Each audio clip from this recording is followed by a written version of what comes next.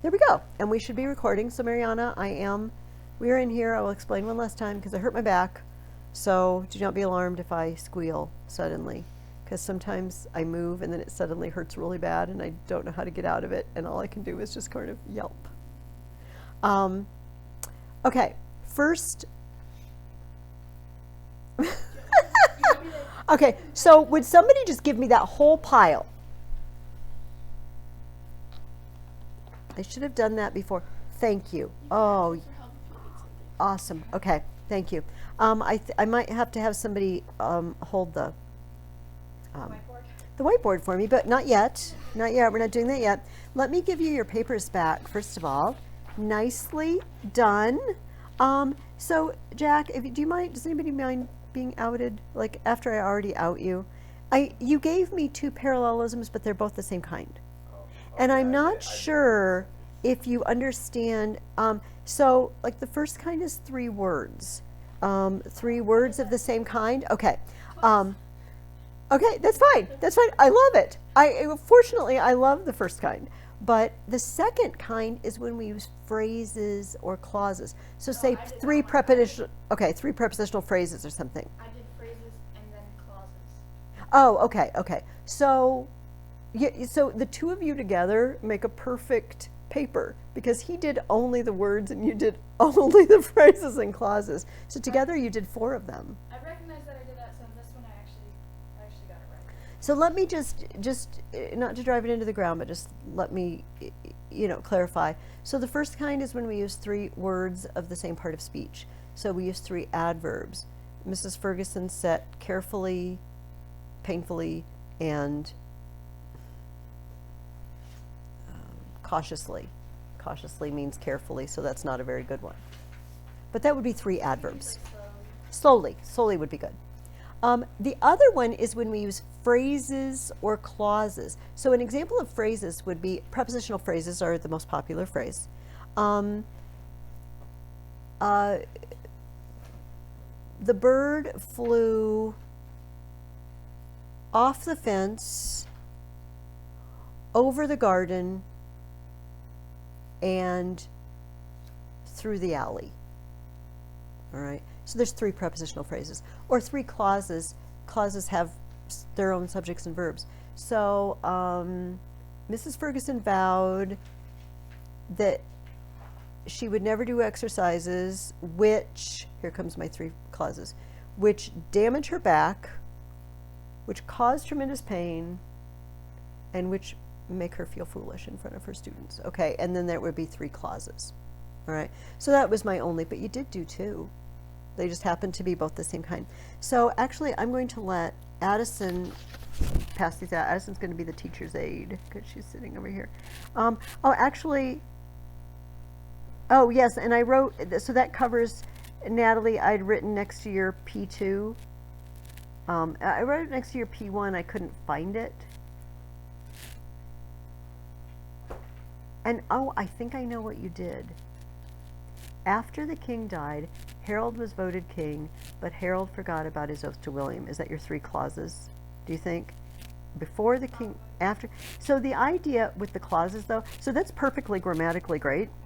But when we do them in parallel, they're all matching clauses. So you'd have 3 after clauses, or 3 because clauses. Does that make sense? But your other one, I wrote during the fight. Oh, okay. So here's what Natalie did. Harold, here comes her phrases. I've covered up my microphone. During the fight, amongst the chaos, and unprotected. And do you see how number 3, unprotected, is simply an adjective? I mean, there's nothing wrong with what you wrote, don't get me wrong. But it's not actually 3 prepositional phrases. Does that make sense? In general, it's not grammatically incorrect, but even when you're not trying to do one of these parallelisms, I know on the SAT exam, they ask people this. They like things to be in parallel. So if I say, he wanted to fight for his country, and now I need a to phrase, and to do something else. He wanted to fight for his country, and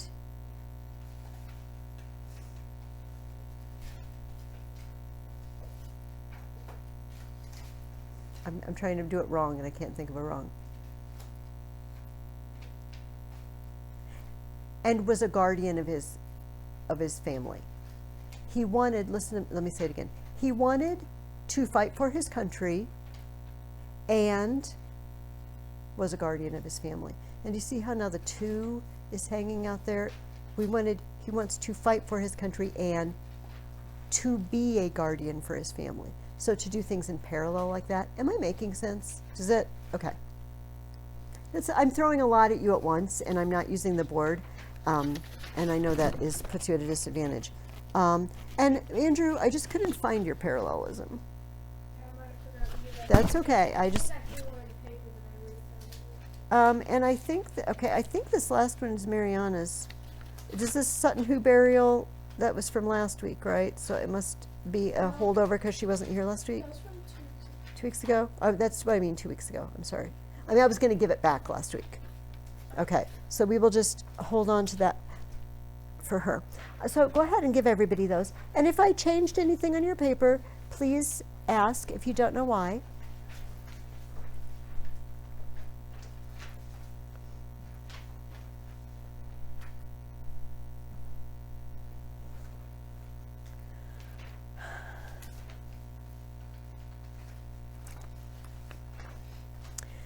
And then you can get your reading questions out. Oh, yes, please. I can guarantee I'm going to forget a bunch of stuff today because I'm distracted. Do you want me to take them? You know what you can do? You can put them all on the table for me. Just put them anywhere on the dining room table and I will find them. In between classes, I'm going to get up and change books and can do this.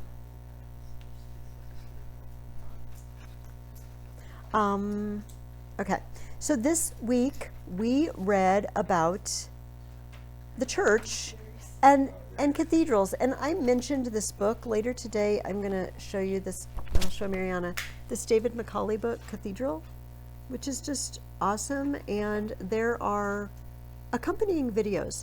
And back in the day when my kids were little, the videos were available through the library system. It was the Illinois side library system, so you Iowa people, I don't know. But I know on the Illinois side they had this, and it's really worth watching, especially if you're just interested in architecture or engineering or looking at pretty cathedrals. Let me, got the questions I asked you, and let me open up my book.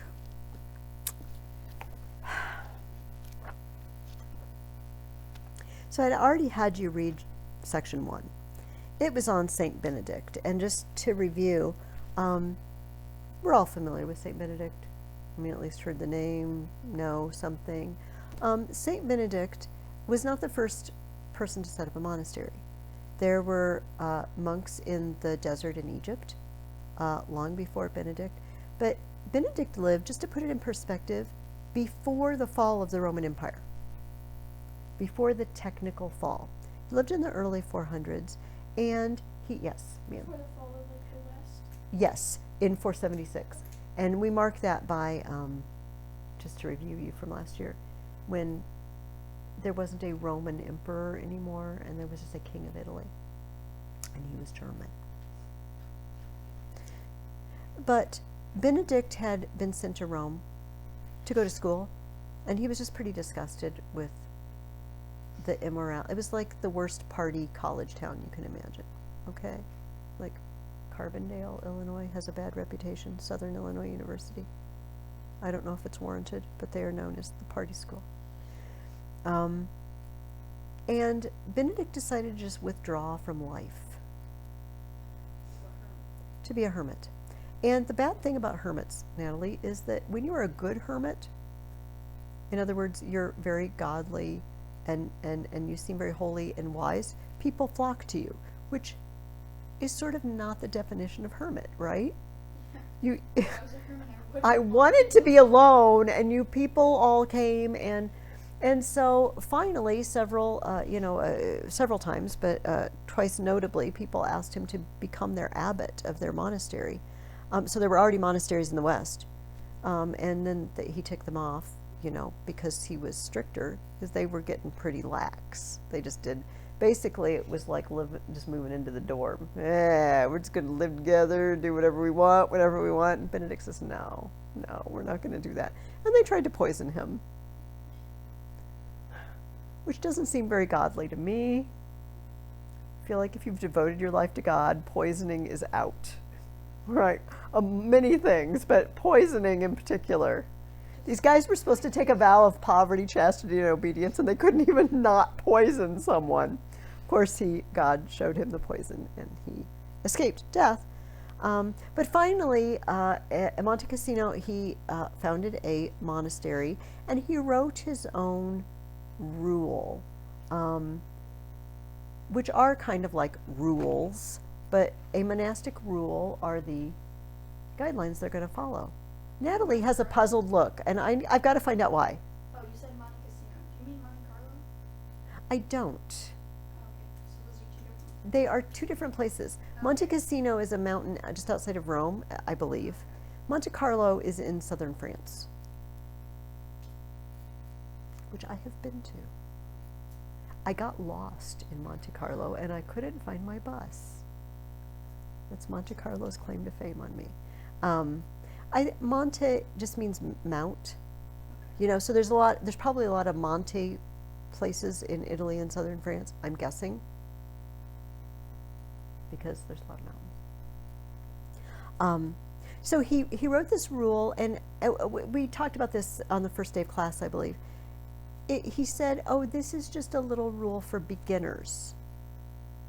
But to our minds, who we're very used to being comfortable. Would we all agree that in America we're used to being comfortable? If you're hungry, you go get a snack, right? And if you're thirsty, you get a glass of water, but often water isn't really good enough. You know, we want a glass of lemonade or a soda or a iced tea or something, you know. They prayed all the Psalms every week. So they went through all 151 in the, I always learned 150, but it's 151 in the Vulgate, I think, because there's one psalm that they divide into. Every week at their set times for prayer. And of course, I feel like I'm just really, really with it if I read my morning psalm every day. So I'm reading 7 psalms a week. Yeah, yay rah for me. In the morning, I always read a psalm. But other monks were doing them all every day. Something like 23 a day. Yeah.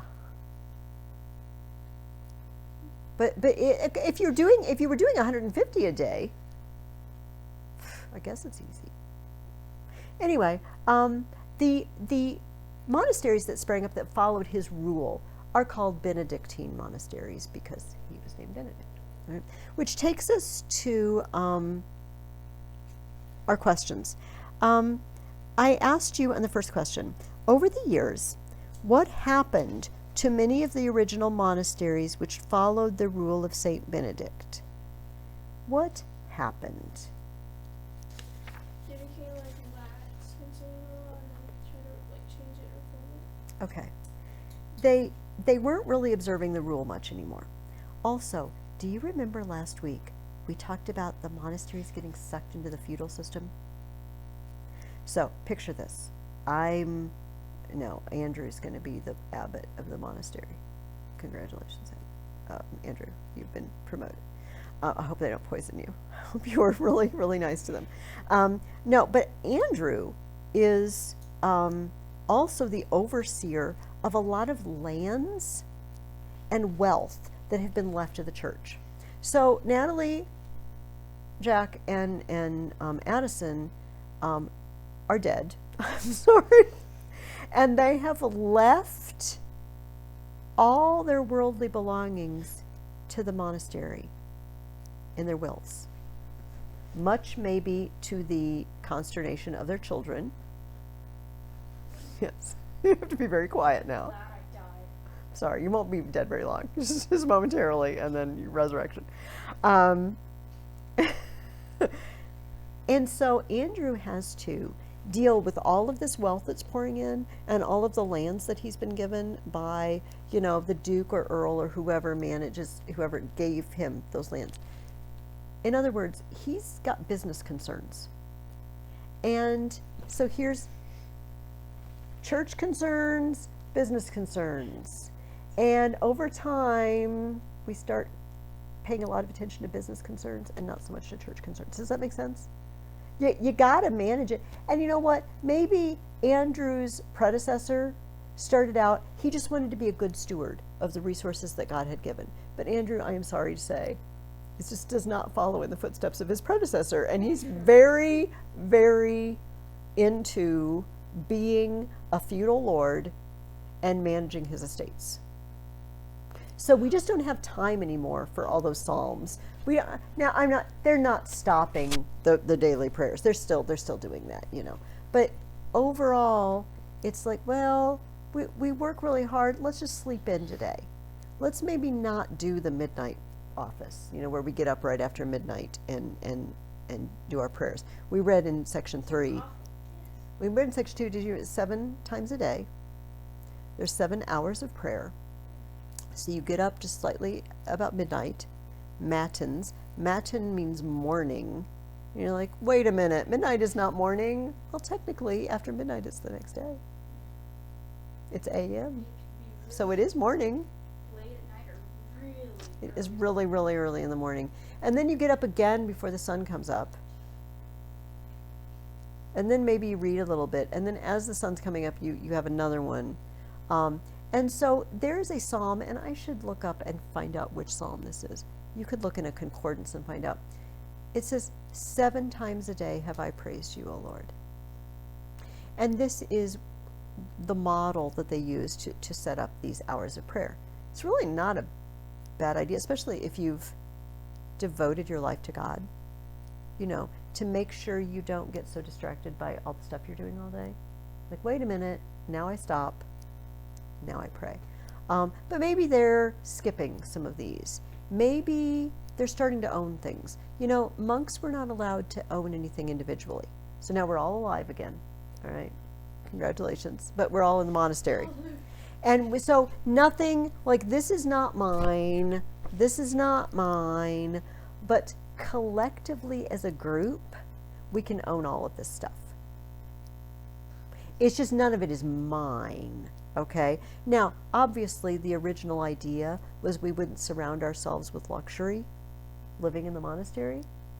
But since we can jointly own all these lands and the stuff that when you guys died, you left to Andrew, they became very wealthy. And so what monastery was founded to combat this problem? That's okay. Spell it. Okay, the Cistercians. The Cistercians. Cistercian. Except you're Cistercians. Wait, is that the second question? That's the second part of the first question. So actually that is the answer to the second question. The thing that I was going for in the first question, I will just read it from the book, okay? And at Cluny in Burgundy, a number of reforms were introduced and the discipline made stricter. It was not intended that the monastery at Cluny should withdraw from Benedictine control, but in time the Cluniac order was recognized as independent. So Cluny, but this is also it is also true of the Cistercians. So we have this monk Saint Bernard, and yes, the dog, as far as I know, is named for Saint Bernard. Like they're related. Okay, that's. I'm not sure what the relationship is. All right. Maybe they're both saints. Bailey doesn't seem very saintly when she's walking off with my tripod. I don't know. See, now I'm very curious. Do you know, this used to be in cartoons. Sorry, anybody who's watching this video is like, this lady is crazy. She doesn't stay on topic ever. Have you ever seen cartoons where St. Bernard dogs have a barrel around their necks, a little barrel, and they go out and they dig people out of the snow, and they have like first aid, or they have drinks or medicine or something in the barrel? Okay, I think they used to use St. Bernards in the Alps to rescue people. I don't know if this is just a made up thing from cartoons, and I believe this because of cartoons I grew up on, but I've seen something about that. It was like a movie or something a long time ago. I didn't hear, we didn't hear a phone ring. Are you hearing sounds, Ruth? Saint Bernard carried being severe on yourself to extremes. And you know, I just want to mention that the church has always condemned that, like starving yourself practically to death, or beating. Well, no, I mean physically, like physically hard on himself. So instead of just saying, I'm going to live a life of austerity, and maybe not sleep on the, you know, the sleep number bed or the feather pillows or whatever. Austerity means being very, very, it's the opposite of luxuriousness. Being very, very simple to the point of inconveniencing yourself physically. So an austere life would be like the monk living in a small room, and all he has is a bed. Maybe he doesn't even have a bed. Maybe he sleeps on straw on the floor.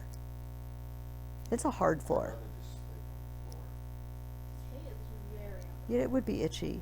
All these people, it's like, and he strewed hay on the ground and laid down. I'm like, shoot, that would just be awful. Hay and straw are different. So hay, we have it in our barn. Hay is like itchier and it's smaller, whereas straw is like bigger. Okay, Yeah, I mean, okay. I carry a bale and I prefer the cows and Oh yeah, it would still be on top. Anyway, It's not he- as hay. Bernard did more than that, because he was, it says he underwent such severe discipline at the monastery beyond, and this is in quotes, beyond what was human, that his health suffered. Okay, the church has maintained God never intended us to be so physically hard on ourselves that we make ourselves sick or kill ourselves doing it. You know what I mean? Like that's not good. Like, okay, so example. Most monasteries limited food. All right, they ate maybe one good meal a day, and often no meat, because meat was more expensive, and you know, vegetables, simple food, only water, right? But you can live on that. All right, you may not be partying on that, but you're not going to starve to death Was that on a very simple food. budget or because of? It was not because of budget, it was because of conviction. Because, and you know, this is something we don't talk about much, because we're very luxurious people. I've got to have my cozy chair because my back hurts, and you know, and my water next to me.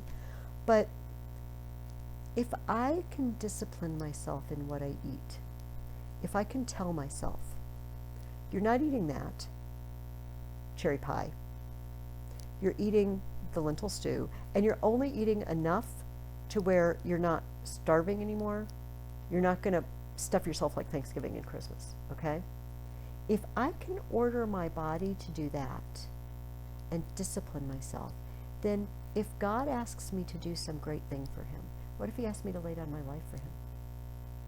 And I can't even not eat the pie. I've not practiced. It's like a workout for your spirit. Do you know what I mean? To say, no, spirit, you don't need that. You have your spirit tell your body, you don't need that. You only need this much and no more. Does that make sense? And it's not because God loves you more if you do that. Like, God isn't mad if I eat the cherry pie. He's just not. But I've not practiced then. And so if I have to give up, so this is a silly thing, but so my back has hurt really, really bad for 2 days. Like, this is the first, right now I'm just in a little dull ache. But for a couple of, I was in pain all the time. And I couldn't find a place where it didn't just hurt less than other places. And it just occurred to me, well, I can choose now to bear this patiently, like practice. Because what if God puts me in a position where I have to bear pain for him? And I can't even go a few days with a sore back. I haven't practiced. So I'm just practice. But that's the reason behind it. It wasn't because, and this is very important, it wasn't because they thought material things were evil. Food is not evil. Comfy chairs are not evil. Beds are not evil. None of these things are evil. It's the heretics in the early church that thought material things were bad and our bodies were bad. Christians have never taught that. God made them. They're good. But training is good. Sort of like, when St. Paul said that the Christian life was like running a race, and he said, let us run so as to win the prize. But what do Olympic athletes do? They don't just go eat cherry pie every night and pizza. You know what I mean? They exercise and they watch what they eat, and so it's like spiritual discipline. Anyway, I'm sorry, that was a long digression. So Bernard found the Cistercians named after Citeaux. We pronounce that, you know how French words have a lot of vowels, many of which are not pronounced. Citeaux at the end, X's at the end of words, they don't pronounce either. Hey, when you're doing your spelling sometime, just be glad you're not French. Citeaux. And he founded the Cistercian order. You're just taking the name sister and adding a part of the lower body, the shin and the toe. Except it's all spelled wrong, if they were doing that. Okay, so this is the third one, what was the strictest monastic rule, and what was life like there?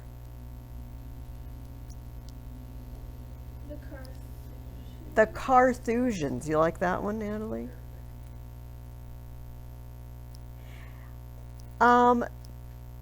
Each monk had his own garden and prepared his own food.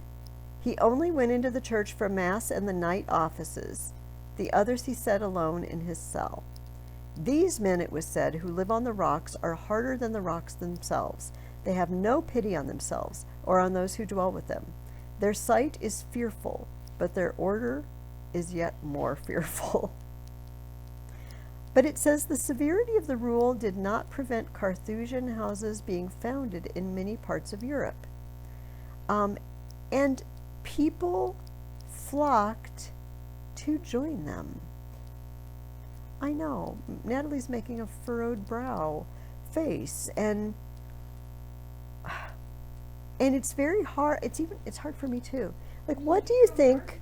What? You get your own garden? You get your own garden, but you trade a lot. These monasteries spring up, and they become stricter and stricter. And you know what? What happened to the Benedictines is going to happen to the Cistercians and the Carthusians. Do you know what I mean? They're going to get left land too, and it's kind of this cycle. And then there's a reforming group that comes in, and they want to clean it up and make it more austere. But when they do, people flock to them, and do we want to throw that out there? Why do you think? Addison, would you hand me my water? Or it's such a weird thing to say. People flock. Well, that's it. I'm just Oh, okay. Well, if they flock, they come in large numbers. Is that better? I think because Come in large people numbers. they think that makes up for the way that they sin. In some cases, that is true. They feel guilty conscience or whatever, and they want to devote their lives to God in the strictest way possible. most people just want to better themselves. And these people were not, because you might become the abbot of one of the monasteries. You might become important, but you're probably not. There's tens or hundreds of thousands of these guys who are lost to history. You know what I mean? That we don't know. In Greece, there was Mount Athos was another famous group of monasteries, and they've been monasteries there for over 1,000 years, and there still are. And how many tens, hundreds of thousands of men have lived there and just known only to God? Was it just men or women too? I think on Mount Athos it was only men. However, other monastic, Um, Benedictine no, I think if I leave it there, I can reach it. Thanks. For sure. There were sister houses, so never in the same house, obviously because of temptation. But Benedict had a sister, Scholastica, right? Benedict's sister is Scholastica. Jack, Jack's like, why does she keep looking at me? I just feel like you're up on your saints that you would know. And so there were sister houses that followed that rule. No, Benedict. No, that's Saint Clare is with Saint Francis. The Clares. Okay, yes. Where do people get this? Like, this is not in the Bible. This is like a man-made. It is. Many people speculate on how this arose. It started arising particularly at the point when persecution stopped. So the Roman Emperor, Constantine, became a Christian. And there was no more chance to be a martyr. Right? Because it's not illegal anymore. Nobody's going to kill you for being a Christian. It's legal.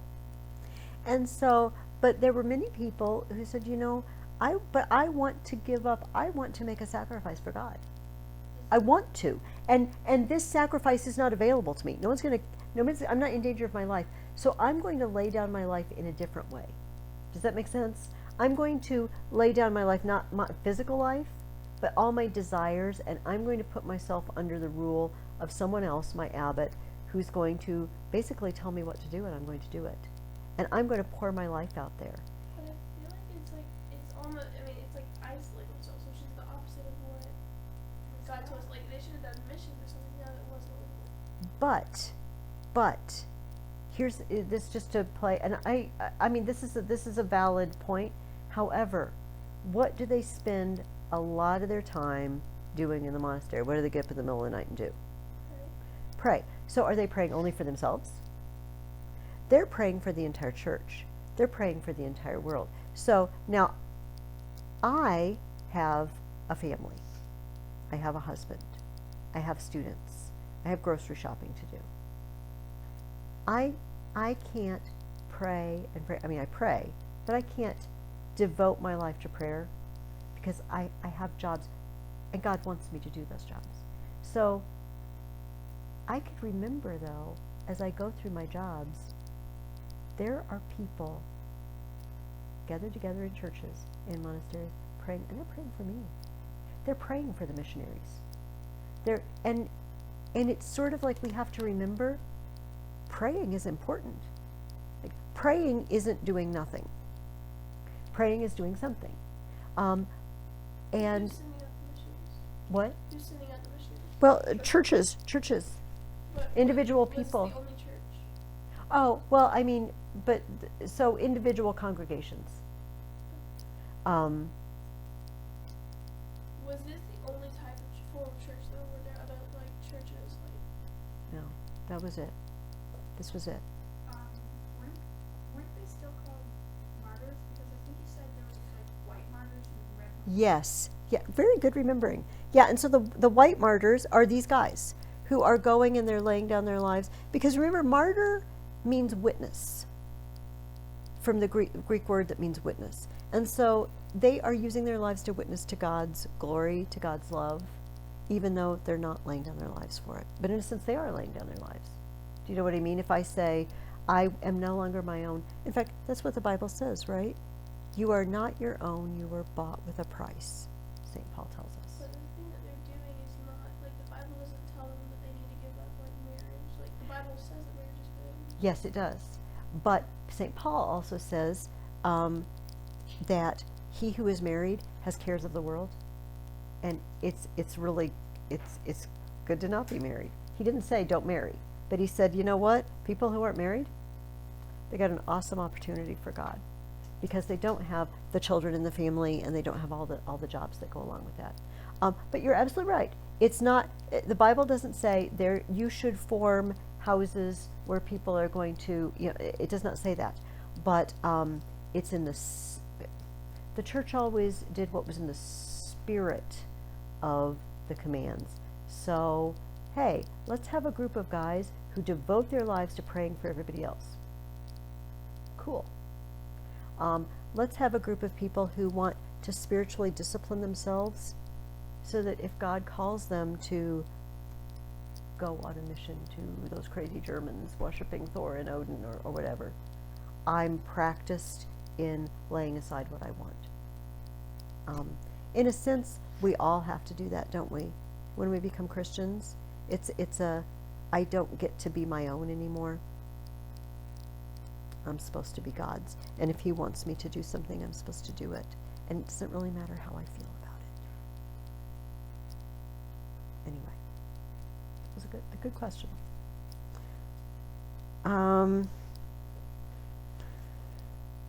Okay, we talked about this a little bit before. The next question I asked you was, what great contribution did monks make to medieval civilization? I'm not even sure what I was going for here. So you're going to have to fill me in. Yeah. In the book, it said like they proved examples of discipline in peaceful life, and they had like schools and libraries, and they helped with like copying manuscripts and all that. Okay. Maybe I was not. See, I wrote these a long time ago, and I'm not quite sure. But yes, all of the above are true. What did you have something to add, Addison? They changed the society, like they brought civilized culture into like a warlike society. Okay. Yeah, all of the above. The monks, my eyes fell on this, which is really kind of important. The monks developed large tracts of land that would otherwise have been left uncultivated. Monks drained swamps. You know what breeds in swamps? What bugs like water, standing water? Mosquitoes. And what do mosquitoes sometimes do? Cause disease. Malaria. I mean, I'm sure they carry many diseases. Oh, yes. Wait, why did they clear the marsh? Two reasons. One, so they won't breed mosquitoes and cause people to get malaria. Two, so they can farm it. Can't farm a swamp. How did they know that the mosquitoes carried it? I thought that was I don't know. Well, that's a good question. If they knew or not. That's a good Maybe question. just like- I do not know if they saw the connection or not. But who wants to live next to a bunch of mosquitoes, even if you don't know that they... But you know what? I think mostly they were draining them because they wanted to farm it. It was land. It was useless land, basically. How do you drain it? Suppose you just dig canals, and so that the water will drain out into a local river or another body of water, which is hard work. Why not just siphon it? Oh, siphon it? I think maybe because it would just collect again. Do you see what I mean when it rained? Obviously the water collected there for some reason to begin with, whether it was seeping up from under the ground. Oh, go ahead. Like, you take a hose, and you put one in a bucket, and the second one in, I know. Have hoses though. I'm sure they had some sort of hose. They use pipes. I love this discussion. It's like, why don't they siphon it?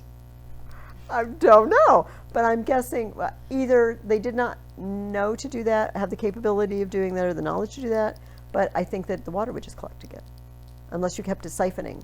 But if you dig trenches that lead the water downhill and you physically drain it out, then even if it rains, the water's just going to drain away. Or if water seeps up from under the ground, if there's a low, like a high water table, you know, that it would just keep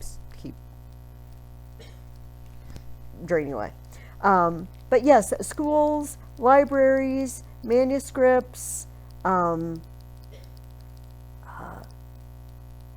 care of the sick, all of the things we've talked about, these people held life together for everyone else, by educating, by treating the sick, by being a place to stay when you're traveling, by developing land. And of course, they grow food on that land, and that's not only to feed themselves, it's to feed the poor. So the great thing about, I mean, there are monastic orders that stay sequestered. You know, they don't go out and mix with other people, but a lot of them did. So they are being a witness to the local town by you know, think about it. I asked this question.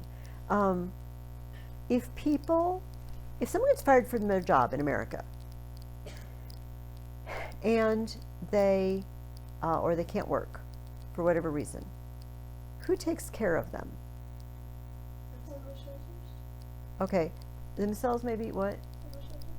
Homeless shelters. But I was thinking, that's where I was thinking. You apply for unemployment, right? If you get fired, or you lose your job. And there's all sorts of governmental programs.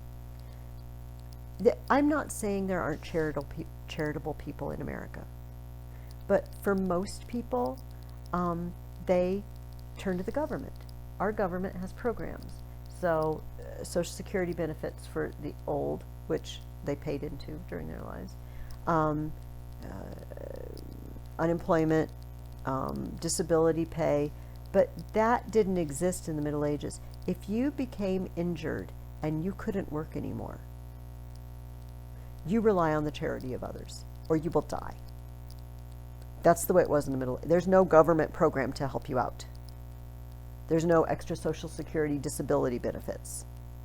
But it's the monasteries, and not just the monasteries, individual charitable people who cared for you. It was the church that cared for you, whether individual members of the church or the local church or a local monastery cared for people. And I wonder what would happen today if all those government programs stopped.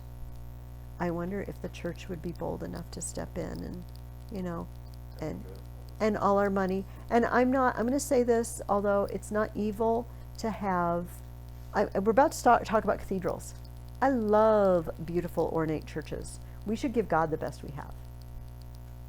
But, you know, do we need extra TV screens in the Sunday school rooms? Or maybe we could take that money and feed people with it. You know, I'm just saying. Okay, last question. What great buildings were the greatest examples of medieval architecture and art? Cathedrals. Okay, so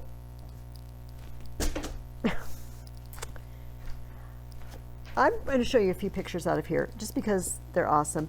Do we all have a mental picture of cathedrals? Of a cathedral? When they first started building cathedrals, they were very bulky and big. They used the same sort of architecture that the Romans did. And so they call this architecture Romanesque, because it's like the Romans. So picture Greek or Roman temples. Just picture the big, heavy columns, you know, and you go in the front and it's got like a triangular shaped pediment, maybe with statuary in it or something. But it's the walls are big, thick, heavy. What? I think I like those more. You like those more than this kind? Well, a lot of people agreed with you. We'll talk about that in a minute.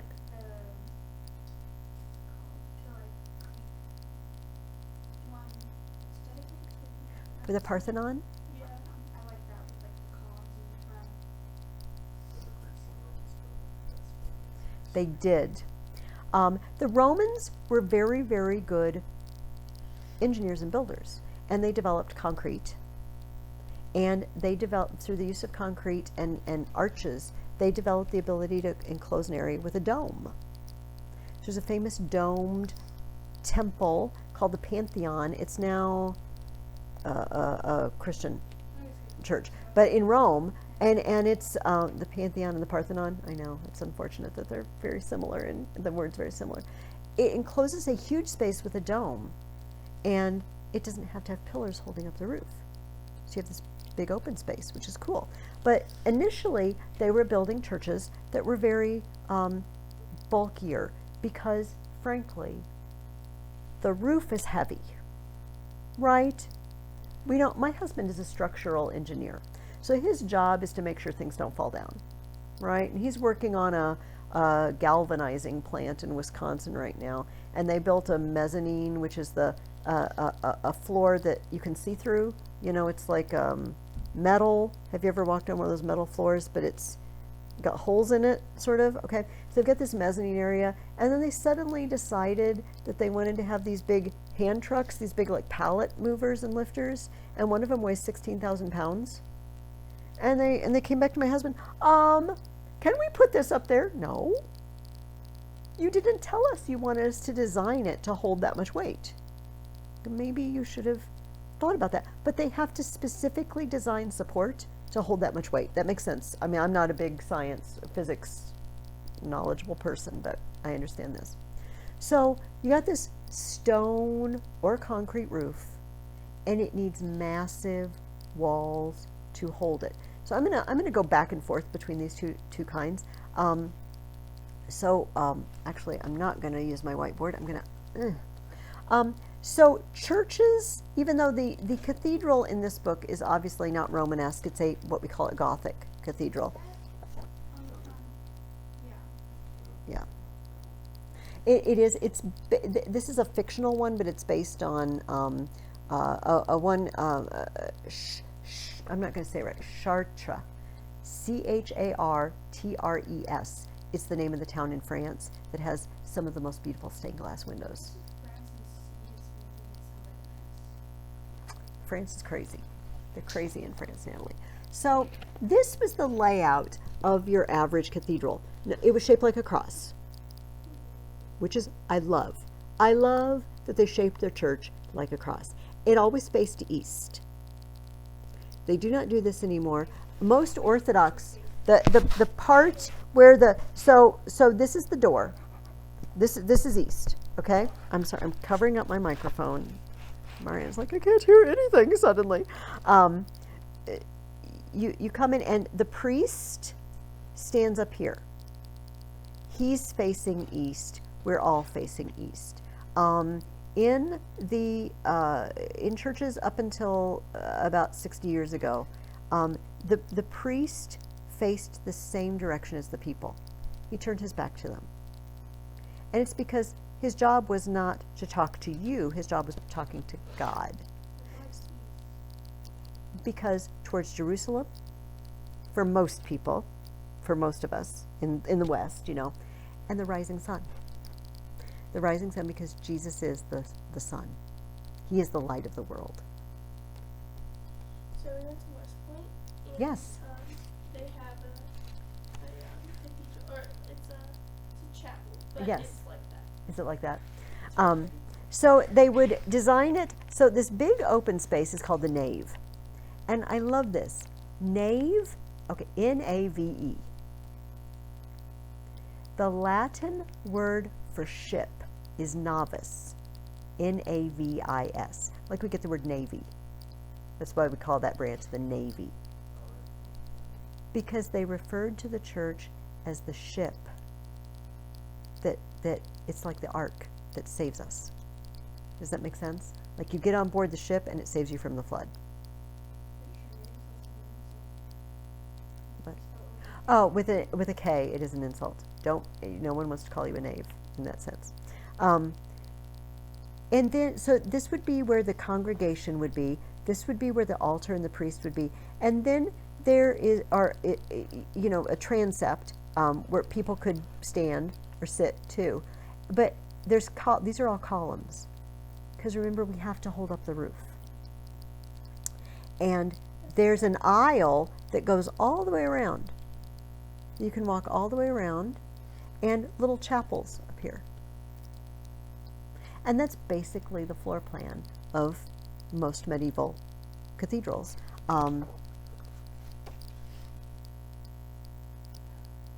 Okay, so they're symbolic. The parts, it's shaped like a cross. It faces east. The whole thing was symbolic. So we have these Romanesque churches with the need for all these pillars and columns and very, very thick walls made of stone.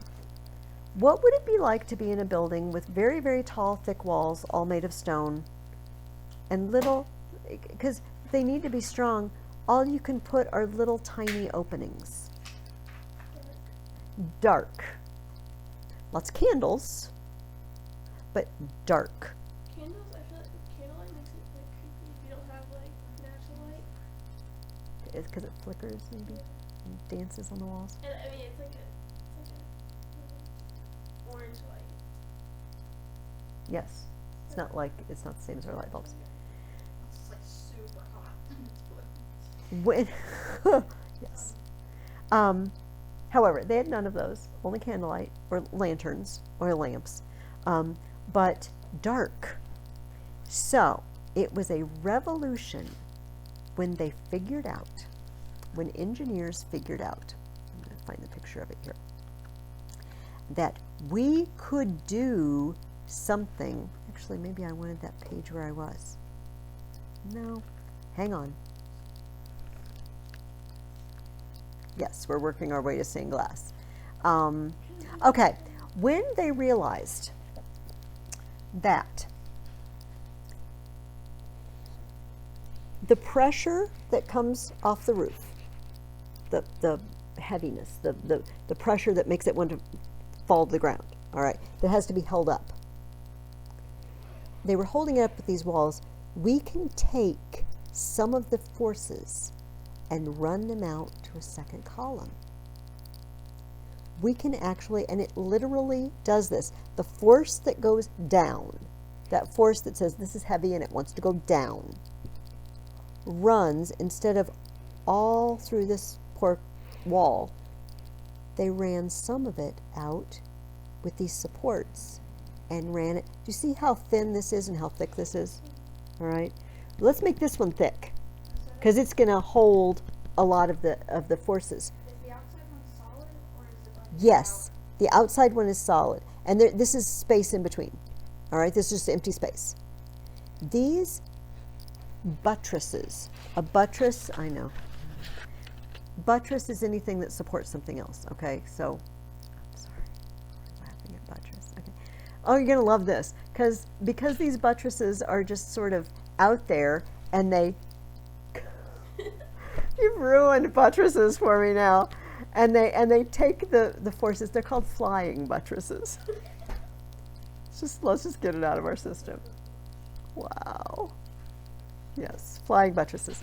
Flying buttresses. It's flying buttresses. And so when you look, if you go home and you Google Gothic cathedral, they will talk about flying buttresses, and you will see lots of pictures. It's okay, I don't care if we laugh at it. Of these supports that they built to, this has only got pencil sketches, but I believe at the end we have a, his picture isn't, you can't really see them. You can picture them. If you picture Notre Dame Cathedral, you know, you see the big flying buttresses, the I don't know what else to call them, pieces of stone that arch out from the main building into another column. They're holding up the roof. They're holding up the roof. Now, this wall doesn't have to be so thick and heavy, and we can cut big holes in it. And what are we going to fill the holes with? Stained glass. What did they use to like guide stained glass? And I don't think they dye the glass. I think they use different minerals in the production of the glass to make it turn different colors. So the ones I'm not sure, but I think so, yes. The ones at Westport, there's like a huge stained glass window. It's so pretty, and it has like soldiers, and it says like "Duty on our country." It's so, They developed glass. The Romans had developed glass making. The Romans made beautiful vessels out of glass. Sometimes if you were a wealthy Roman, you might have glass windows, not stained glass windows, but so they were producing things of beauty out of glass and functional things out of glass. So it wasn't a new art, but the medieval craftsmen just lifted using glass for beauty to a whole new level. And so think about this. You've got to make the pieces. You've got multicolors. You've got to cut them to shape, and then they make a form, not a form, a frame that they're going to fasten them into out of lead. And they fasten the individual pieces and colors into this. And then I can't even imagine the stress level of hoisting that baby up and putting it into place. You know? I'm sure David, what? Is it one big window? Yeah. I mean, a lot of the time. So, again, there's no color here. I would have brought my big art books, but I didn't want to bring anything heavier than I was already carrying. There's the casting of the bell. Okay, just a second. The lovely thing about David Macaulay, he's an architect and an engineer, and he likes to really explain things. Let me find the stained glass page. How many levels were usually in a cathedral? Ooh, like how tall was it, do you mean? Because there was only one level. They didn't have balconies or an upstairs, Okay. if that's your question. But didn't a lot of them have like a basement then? Yes, I know they- I went to one in Washington DC where it had like a ton of chapels. Like mass was going on everywhere. Yes, yes. Sometimes the side chapels and the apses. Yeah, I mean, and I'm thinking there must have been some upstairs in some of them, because I'm thinking of the Hunchback of Notre Dame, who lives up in the attic or whatever. But I don't. But the main portion of the cathedral where you worship is just you can see all the way up into the rafters. But there must have been side areas that had an upstairs. No, just part of it. Let me read this. It's a picture of the guys making the glass. They made the glass from a mixture of beechwood ash and washed sand that was melted at high temperatures. After different kinds of metals were added to the molten mixture for color, the glassmakers scooped up a ball of molten glass on the end of a hollow pipe and blew it up like a balloon. By cutting the end of the balloon and spinning the pipe quickly, the glass opened up into a flat circular shape. Have you ever seen a glass blower or somebody working glass? It's fascinating. It was then removed from the pipe and allowed to cool. The glass was cut into a square shape with a grozing iron, a steel rod with a sharp point at one end, to the right shape and size for the window. The pattern for the window had been drawn on a whitewashed bench, so the glass could be cut to the exact size and shape simply by laying it over the pattern. After several pieces of glass had been cut, they were joined by strips of lead. Single pieces of glass were usually no longer than 8 inches by 8 inches, but sections as long as 30 inches square could be made when held together by the lead. These sections were then inserted between the stone mullions, I've got a picture of that, and the reinforcing bars to create windows as high as 60 feet. So you've got, where was that picture? Were they normally like pictures, or were they just They were, like on the front of that one it looks like a giant flower? they were, a lot of them were pictures Of what? of Bible scenes, Yeah. of biblical personages or stories, saints. So sometimes they refer to cathedrals as Bibles of stone and glass, because, think about it, the average person could not read in the Middle Ages. And so, if you had a Bible, it wouldn't do you any good, because you couldn't read it. I just imagine, like, I know that their society, because people couldn't read, wasn't dependent on reading, but, like, imagine not being able to read, like, in America right now. It'd be insane. The signs, the forms we have to fill out to do practically anything.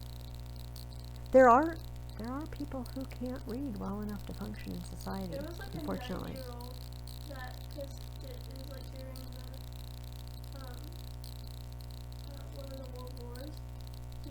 was learned, or it was like when he would be in school, but he couldn't, like his parents didn't teach him or something because so much was going on, and so he didn't know how to read until he was like 90.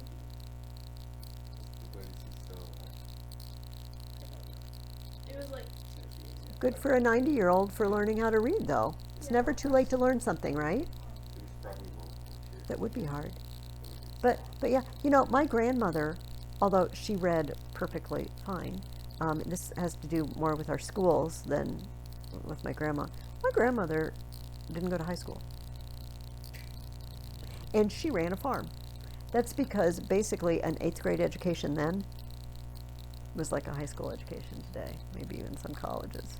Like by 8th grade, you were good in my grandma's day. She never learned to drive. She just never wanted to. My grandpa always took her places, to get her hair done or whatever. It just didn't matter. But I don't know why she chose not to. I never asked her. But anyway, so back to our people in the Middle Ages who can't read and write, but most importantly, read. And of course, Bibles are expensive because they all have to be copied out by hand.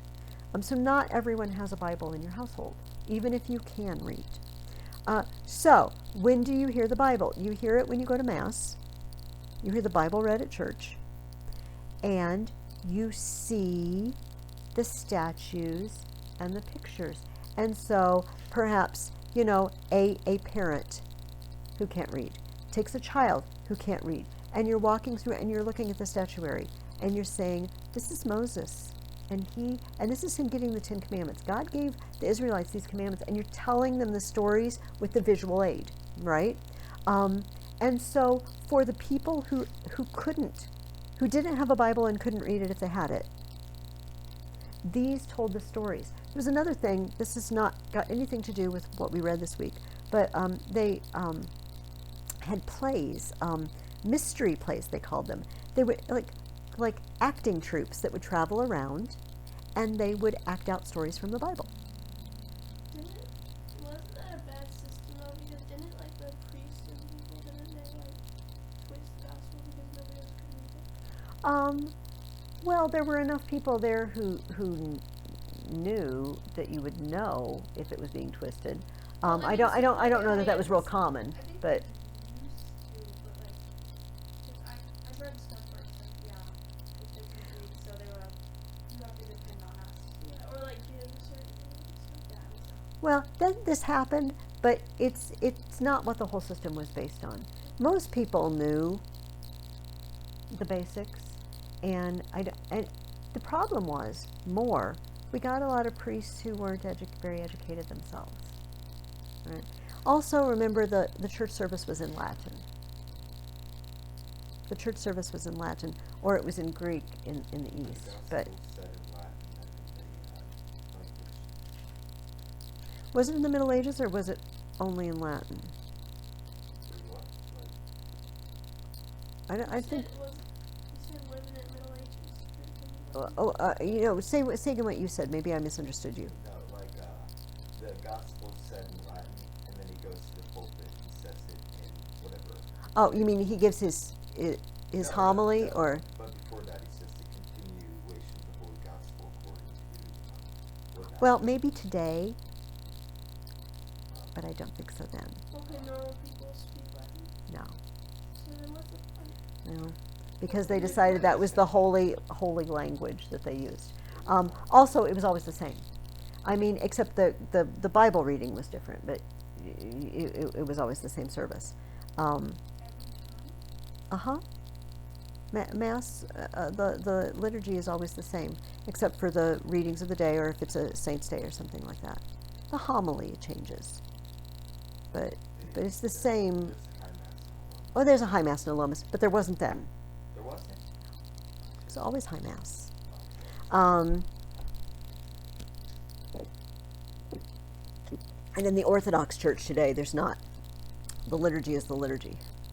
It just is. You know what I mean? There's not versions. But, okay, I'm sorry.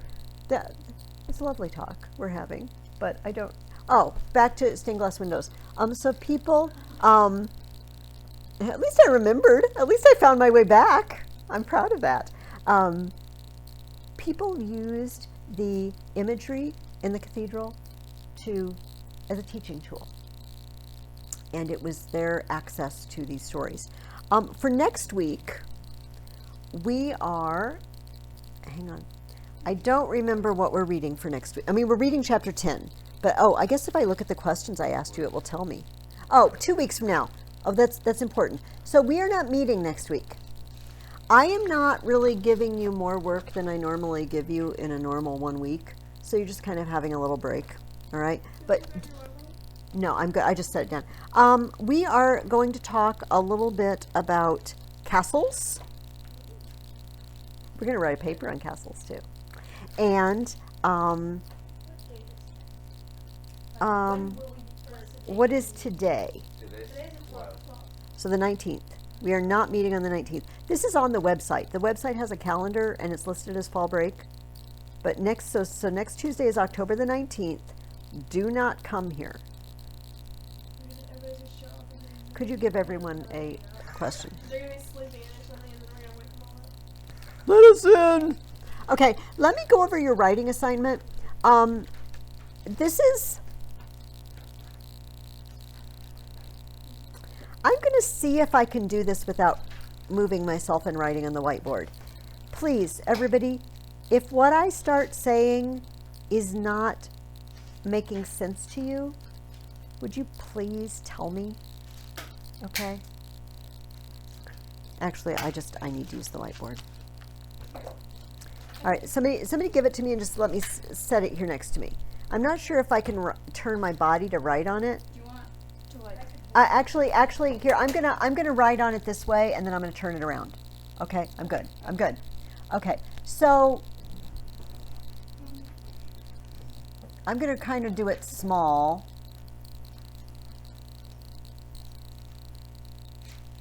Are you finishing the Raven or Dragon? We are finishing the Dragon and the Raven over break too. We're going to talk about a few things in it when I get done showing you your paper. Okay, so the papers that you've done something like this, right? You have taken the source that I gave you, and we've chosen for a 2-paragraph paper, we've chosen 2 topics because a paragraph equals a topic. And looked at our source and gathered whatever we think is interesting or important. Did anyone have a problem doing the bestiaries? A little bit because it was kind of confusing. My second paragraph I struggled with. Yeah. Okay, do you think that is a result of the source that I gave you, or the fact that you just didn't know what you were doing? A little bit. I think it was the source. I don't. Because the source was a little confusing with the facts. Like it said, one of the first modern zoology texts, and I didn't know if that was a best. So I think Okay. Because it was So, okay, here's what I think. I think that I don't like that source, and my kids that do this 2 years from now are not going to do that assignment. They're going to do something else. And so I apologize to you for I guess, partly crossing my fingers and hoping it would be clear to you.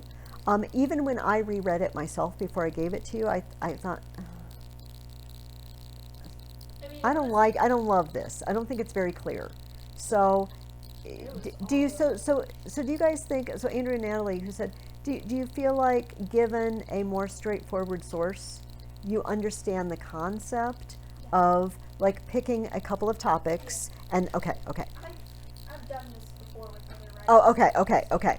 So what we're going to do, we're going to use 2 sources this time, because when a person does research, we usually don't just read one book on it.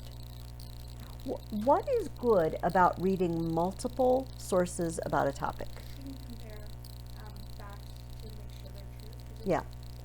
Because if like a bunch of books say the same thing, it's probably correct. Yes. But if they start arguing with each other, Like You have to do further.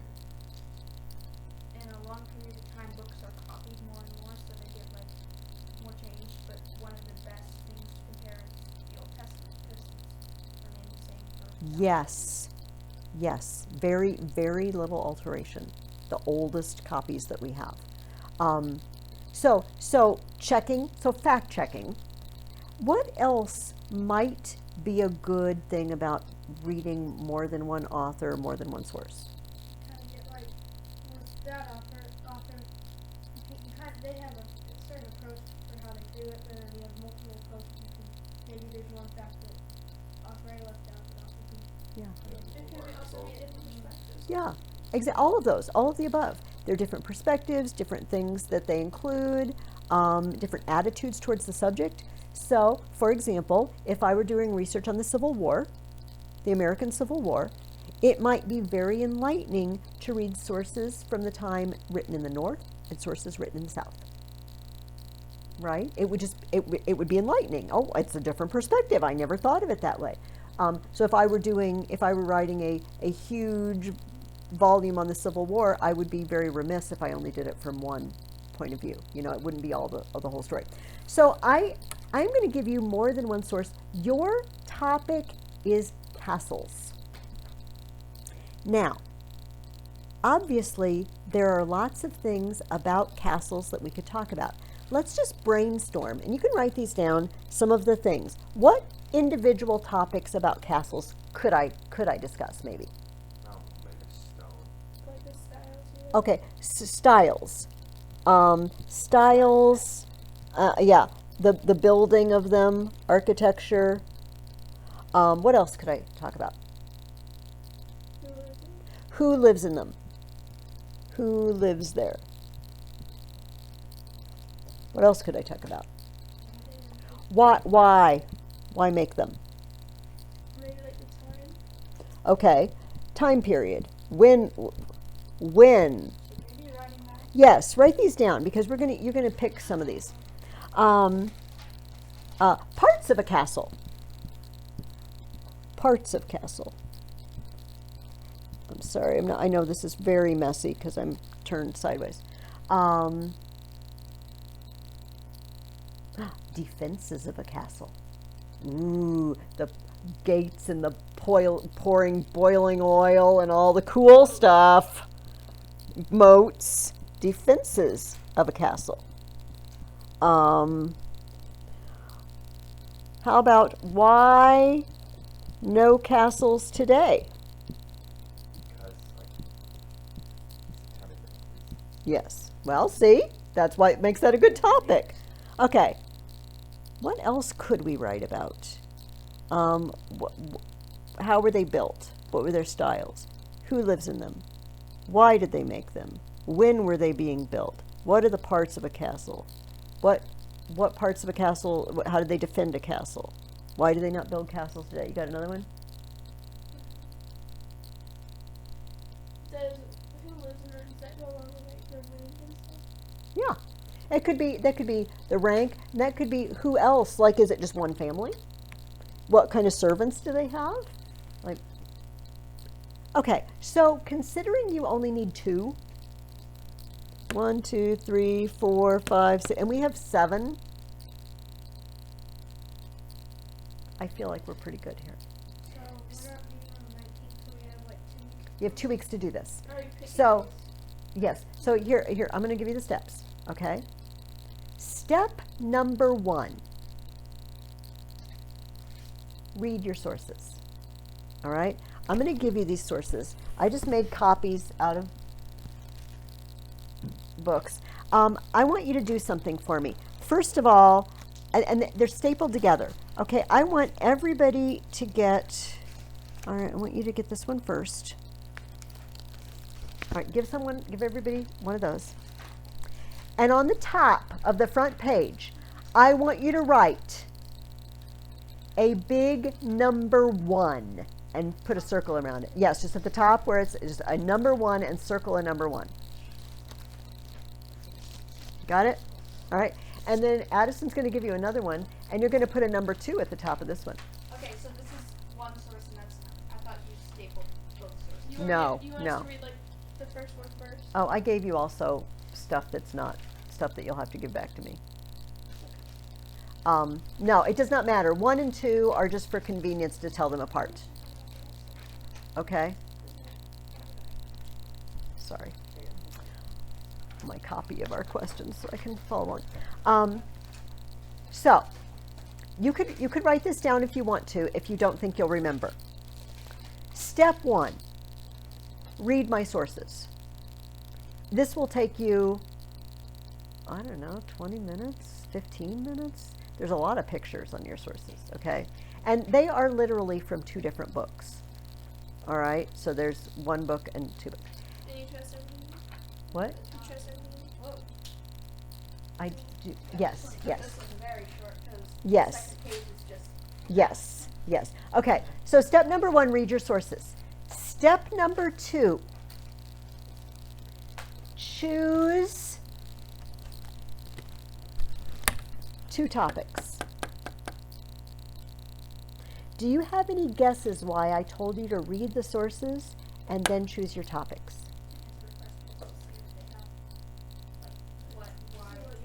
See, yes, like if there, If you chose Wino Castles today and this had nothing in them, you'd have to change topics. you would have to change topics. So the first thing we do, and by the way, this, what I'm teaching you here is every time you do research. Like this could be a 20-page research paper for a college class and you do it the same way. So you would read over it and then you would go backwards? and Yes, and you wouldn't want to read, you would glance over them. In this case, you can read them because it's, like if I had a stack of 10 books from a library, because you know I can't read all those 10 books, but I might skim through and find out, you know, look at the table of contents. What are they talking about? Look in the index. What sort of things do they mention? Oh, I see where they're going. Okay, so you're going to read your sources. You're going to choose 2 of these. All right. I had, Is it 2 paragraphs? yes. Here it is. Now, this next part's going to sound a little weird. All right? The first, step 3, I want you to write out, not yet. I want you to write source 1, and I want you to make a little outline. So, for example, I'm picking parts of a castle. My pen is giving out, isn't it? Would you go into the bag? There's a, dump this back into my bag, and then bring me another pen. That satchel that's on the floor is just got a boatload of markers in it.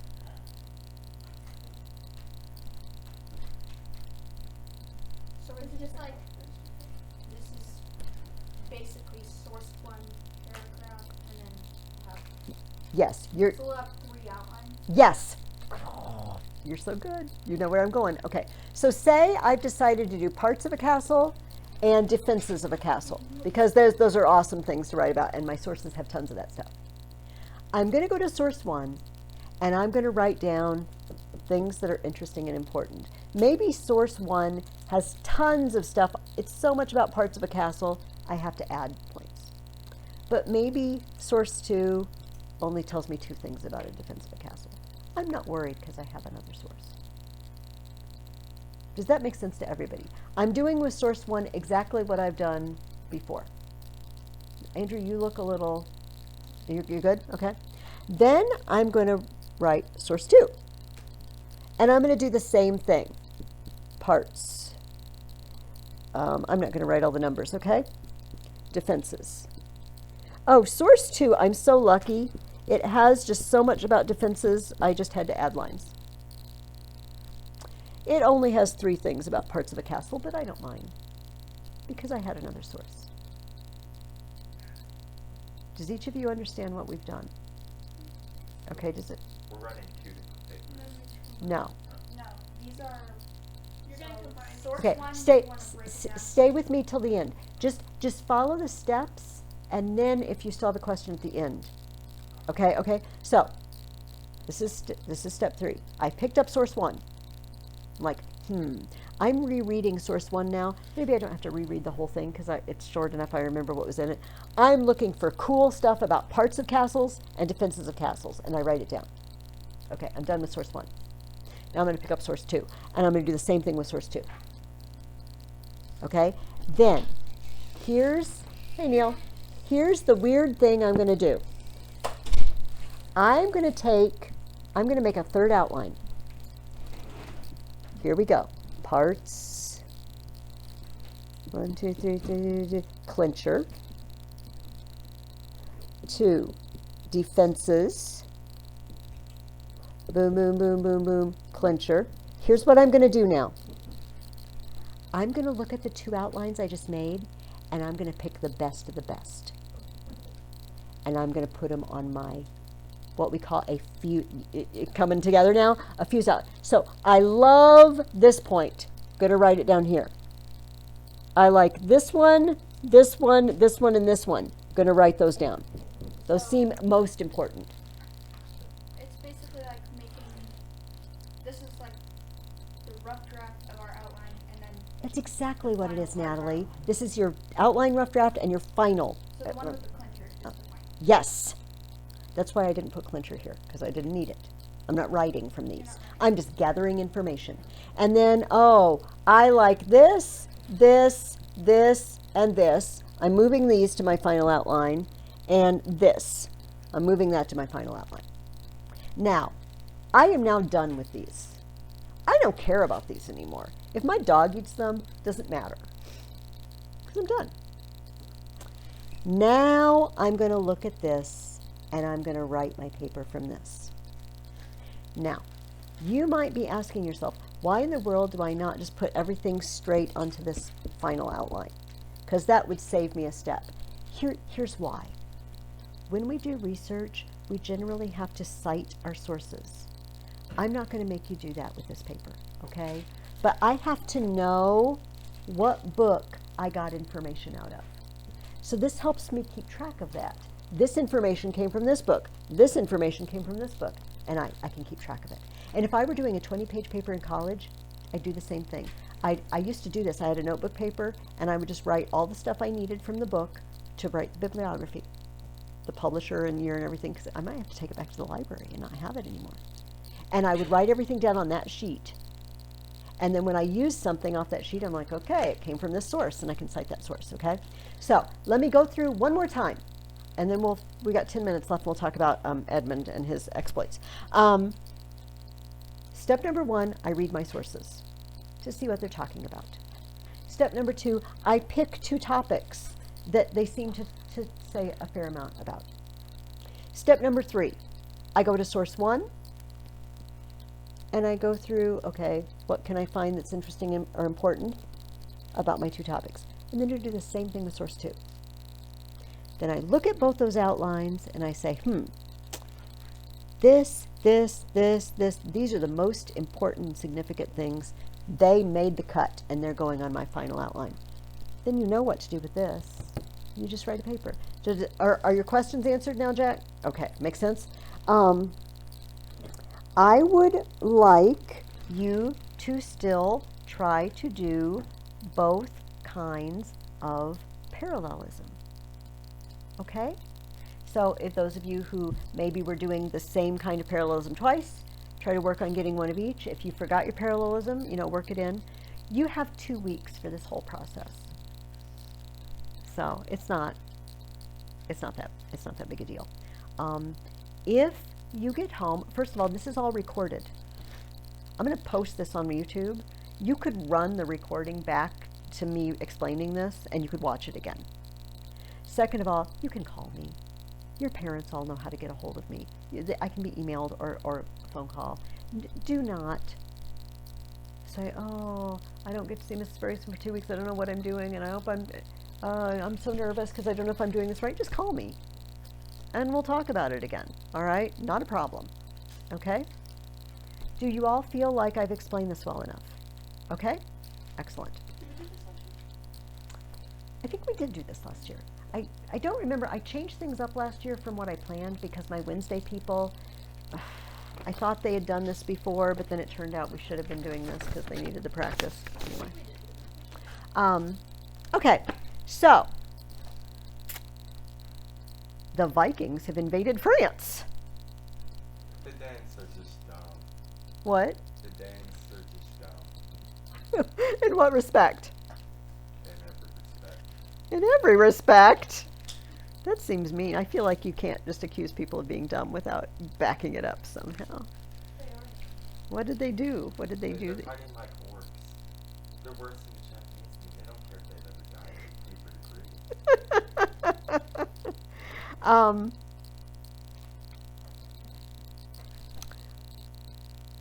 okay, I'm sorry. I'm looking at my blue flags. These are things that I wanted to talk about, but sometimes I have to look at them for a minute and like, why did I put a flag there? So at the beginning of your reading, Alfred was hanging out in the swamps, right, on the island of Athelney, this swampy island area. This is actually where, as far as we know, he hid out. And we also had the famous story about him burning the cakes. Remember I told you the story about him burning the cakes? But here's a note about what's happening in England. This is why I put a flag here. Guthorn, the head... Pardon. Everyone meets Natalie's scathing laugh, whatever their name is. Okay, Guthorn had led to the battle the whole fighting force of the Danes in Wessex and East Anglia. This was far smaller than it would have been a year earlier.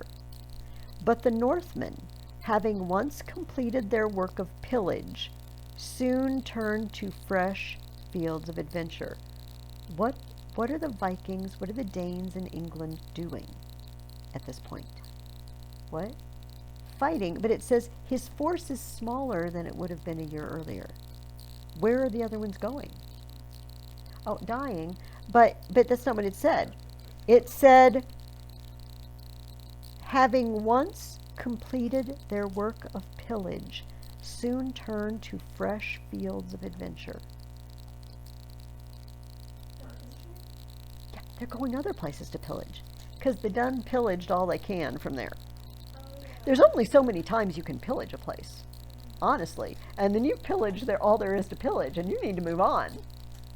So then they end up in France, going up the Seine, the river Seine, I think the French. Yeah.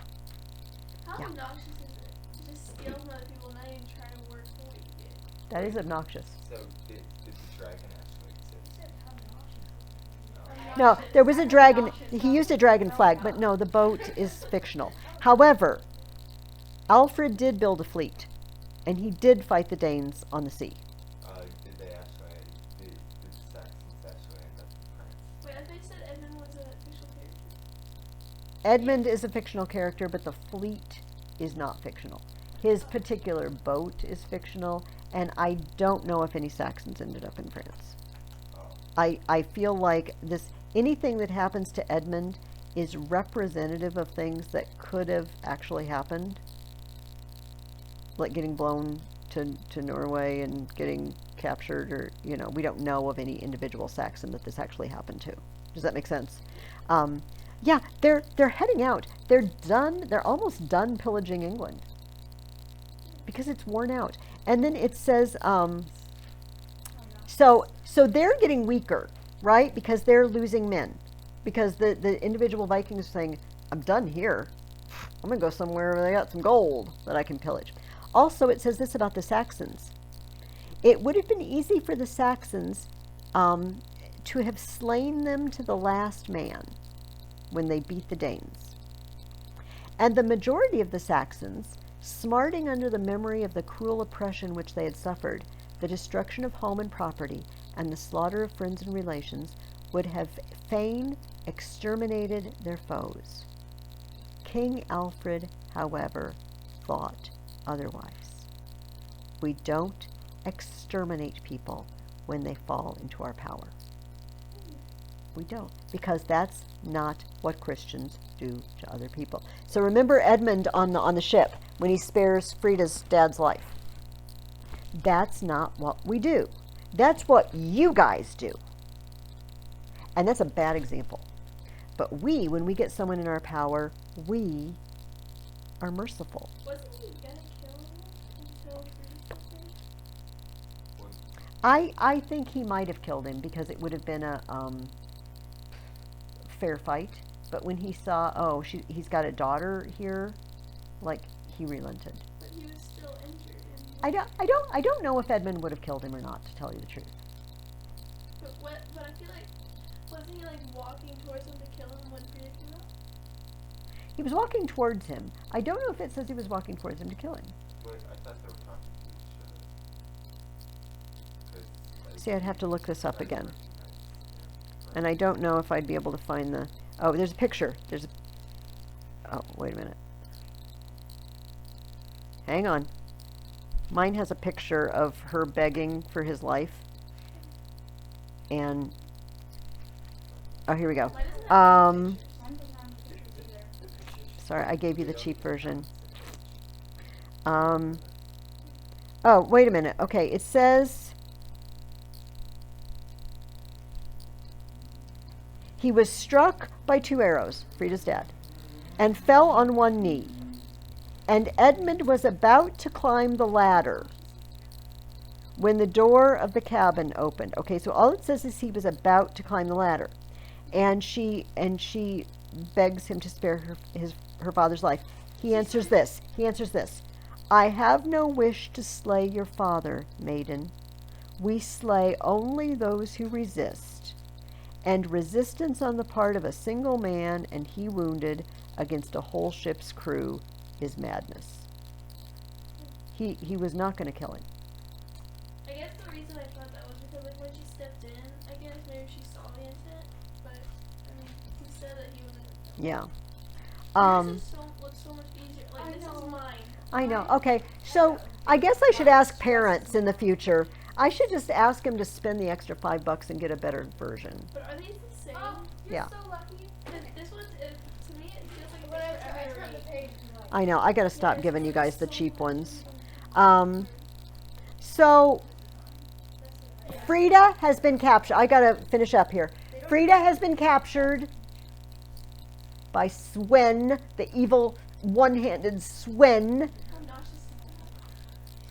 And apparently he thinks that capturing someone and keeping her captive will make her fall in love with him. Bad plan, Swen. Yeah, if he was actually nice to her, maybe, like the Beast eventually became. Beast kept her in her room because she didn't want to do it. I know, but that didn't last very long.